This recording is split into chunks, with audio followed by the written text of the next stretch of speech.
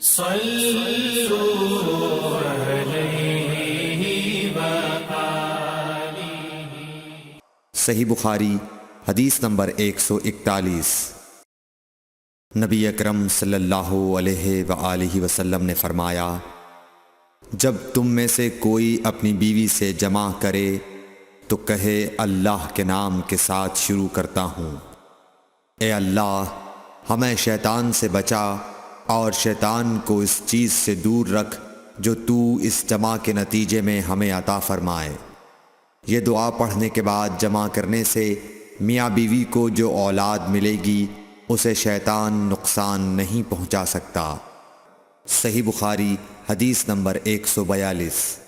رسول کریم صلی اللہ علیہ وسلم جب قضاء حاجت کے لیے بیت الخلاء میں داخل ہوتے تو یہ دعا پڑھتے، اے اللہ میں ناپاک جنوں اور ناپاک جنیوں سے تیری پناہ مانگتا ہوں۔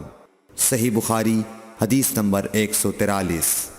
ابن عباس رضی اللہ تعالیٰ عنہ سے روایت ہے کہ نبی کریم صلی اللہ علیہ وسلم پاخانے میں تشریف لے گئے۔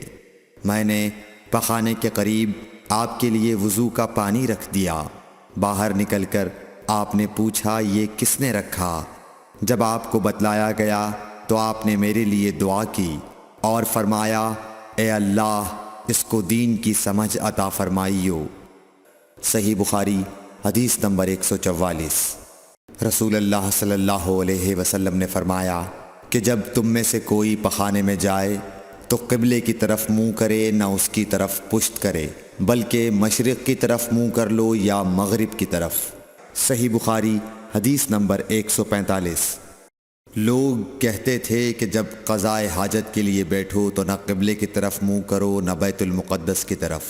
یہ سن کر عبداللہ بن عمر رضی اللہ تعالیٰ عنہ نے فرمایا کہ ایک دن میں اپنے گھر کی چھت پر چڑھا تو میں نے حضرت صلی اللہ علیہ وسلم کو دیکھا کہ آپ بیت المقدس کی طرف منہ کر کے 2 اینٹوں پر قضاء حاجت کے لیے بیٹھے ہیں۔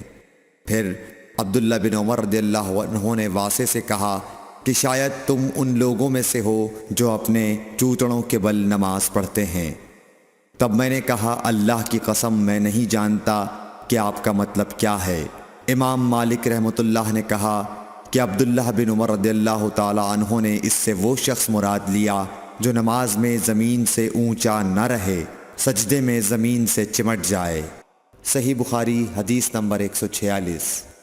رسول اللہ صلی اللہ علیہ وسلم کی بیویاں رات میں مناصے کی طرف قضاء حاجت کے لیے جاتیں اور مناصے ایک کھلا میدان ہے، تو حضرت عمر رسول اللہ صلی اللہ علیہ وسلم سے کہا کرتے تھے کہ اپنی بیویوں کو پردہ کرائیے، مگر رسول اللہ صلی اللہ علیہ وسلم نے اس پر عمل نہیں کیا۔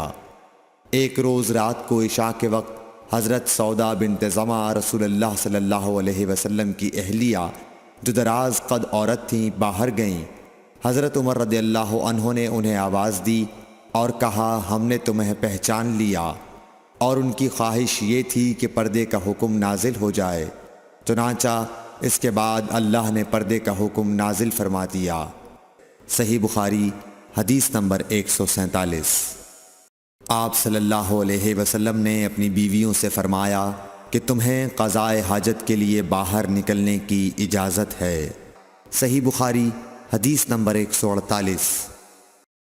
عبداللہ بن عمر رضی اللہ تعالی عنہ فرماتے ہیں کہ ایک دن میں اپنی بہن اور رسول اللہ صلی اللہ علیہ وسلم کی اہلیہ محترمہ حفصہ کے مکان کی چھت پر اپنی کسی ضرورت سے چڑھا تو مجھے رسول اللہ صلی اللہ علیہ وسلم قضاء حاجت کرتے وقت قبلے کی طرف پشت اور شام کی طرف منہ کیے ہوئے نظر آئے۔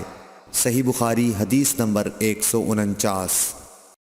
عبداللہ بن عمر رضی اللہ تعالی عنہ نے خبر دی، وہ کہتے ہیں کہ ایک دن میں اپنے گھر کی چھت پر چڑھا تو مجھے رسول اللہ صلی اللہ علیہ وسلم 2 اینٹوں پر قضاء حاجت کے وقت بیت المقدس کی طرف منہ کیے ہوئے نظر آئے۔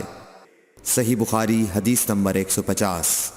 انس بن مالک رضی اللہ تعالی عنہ کہتے تھے کہ جب رسول اللہ صلی اللہ علیہ وسلم رفع حاجت کے لیے نکلتے تو میں اور ایک لڑکا اپنے ساتھ پانی کا برتن لے آتے تھے۔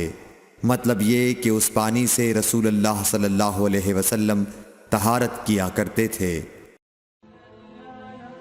Thanks for watching. Don't forget to like, comment, share and subscribe to